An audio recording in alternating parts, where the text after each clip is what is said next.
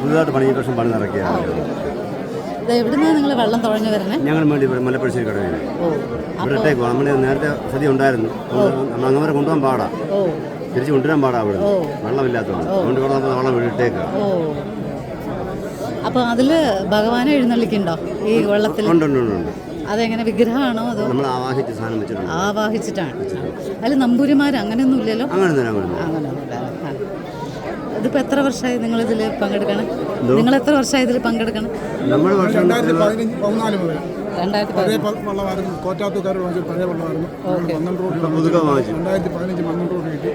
ഈ വർഷം ഒരു 2015. എത്ര വള്ളങ്ങളുണ്ട് മൊത്തം? 52.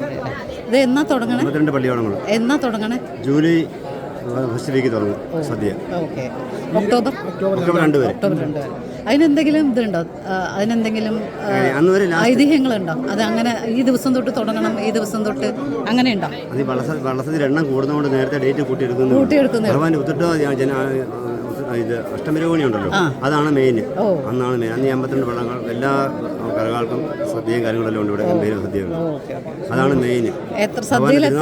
ഇത്ര ഐറ്റം അങ്ങനെ വല്ലതും വേണം? 64 ഐറ്റം കാണും മിനിമം. അങ്ങനെ വേണം, അങ്ങനെയൊന്നുമില്ല. ഈ സദ്യയൊക്കെ തയ്യാറാക്കുന്ന ആരാണ്? അത് ഇവിടെ ഒരുപാട് ആൾക്കാരുണ്ട്, ഇവിടെ കോൺട്രാക്ടർമാരുണ്ട്, 5-8 പേരുണ്ട്. ഓക്കെ.